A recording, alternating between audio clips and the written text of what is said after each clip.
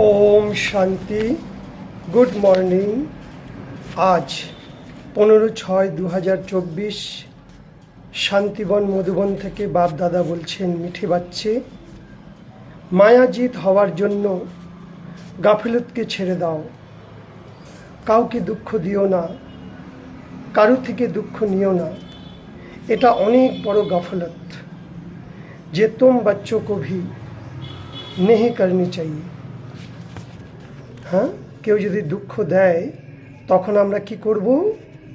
এটা তো দুঃখের দুনিয়া, দুঃখের পাহাড় বইবে, সব জায়গাতেই দুঃখ, চাই ব্যক্তি, বস্তু, বৈভব।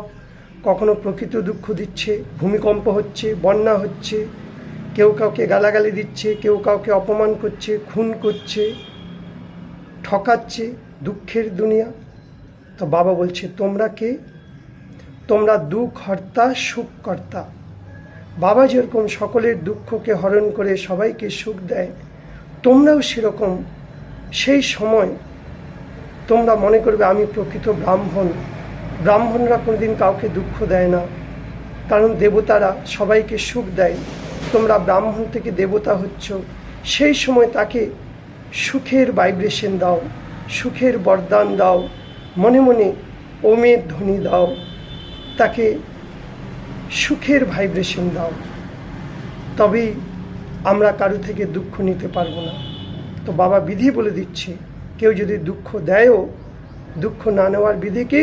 আমি পরম পবিত্র আত্মা, আমি শান্ত স্বরূপ আত্মা, আমি সুখ স্বরূপ আত্মা, আমার থেকে কিরণ তার মধ্যে যাচ্ছে। এইভাবে যদি আমরা অভ্যাস করি, তাহলে আমাদের মধ্যে দুঃখের ফিলিং হবে না। আমি কে?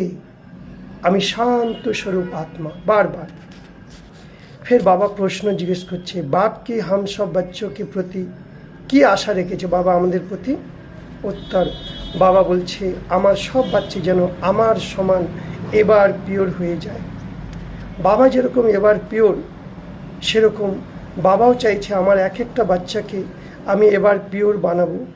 বাবা এসেছে বাচ্চাকে, আমরা কালো হয়ে গেছি, তমপ্রধান হয়ে গেছি, সেটা থেকে শতপ্রধান গোড়া বানানোর জন্য বাবা এসেছে। তাহলে কালো কে বানায়? মায়া বা রাবণ। আর গোড়া কে বানায়? বাবা। তাই কৃষ্ণকে বলা হয় শ্যাম সুন্দর। কৃষ্ণ সুন্দর ছিল, কৃষ্ণ শ্যাম হয়ে গেছে, মানে কালো হয়ে গেছে।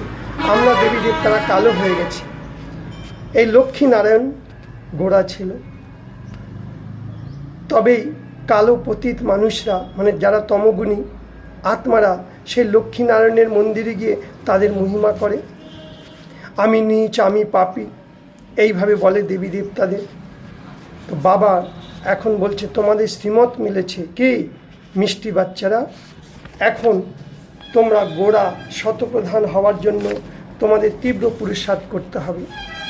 এর জন্য সময় কম, কাজ অনেক বেশি। সময়কে নষ্ট করো না, এই সময় খুব মোস্ট ভ্যালুয়েবল। ইসমে পুরুষার্থ করে বাবার উপর পুরো বলি যাও, কুরবান হয়ে যাও, দেবী গুণকে ধারণ করো, বাবার প্রত্যেকটা শ্রীমতকে পালন করো। কোনো প্রকারের গাফলত করো না। এক বাবার শ্রীমত পর চলে দেবী গুণকে ধারণ করো, তাহলে আমাদের কোনো রকমের সময় অপচয় হবে না। বাবা বলেছে, তোমাদের মূল লক্ষ্য কি? মূল লক্ষ্যকে সামনে রাখো, রেখে খুব সাবধানে চলো। কারণ কি, মায়ার অনেক রয়্যাল রূপ আছে, ভিন্ন ভিন্ন রূপে মায়া আসতে পারে আমাদের লক্ষ্য ভ্রষ্ট করার জন্য। এই জন্য বাবা বলেছে, আত্মাকে শতপ্রধান পবিত্র বানানোর জন্য মেহনত করো। ভিতরে নিজেকে নিজে চেক করো, আমার মধ্যে কোনো রকম বিকারের দাগ নেই তো, অবগুণের দাগ নেই তো, আমার মধ্যে কোনো অজ্ঞানতা নেই তো। চেক করো, চেঞ্জ করো, কি আমি স্বরাজ্য অধিকারী আত্মা, সব কর্মেন্দ্রিয়গুলো আমার অধীন হয়ে গেছে, মন বুদ্ধি সংস্কার আমার ইশারা প্রমাণ কাজ করছে, চোখ মুখ কানকে আমি চালাচ্ছি। তবেই আমাদের অবগুণগুলো যাবে, বিকারগুলো যাবে। বাবা বলেছে বরদান, ব্রাহ্মণ জীবনের প্রতিটি সেকেন্ড সুখময় স্থিতির অনুভব করো। সেই হলো সম্পূর্ণ পবিত্র ব্রাহ্মণ আত্মা। বাবা বলেছে পবিত্রতার দুই সন্তান, সুখ আর শান্তি।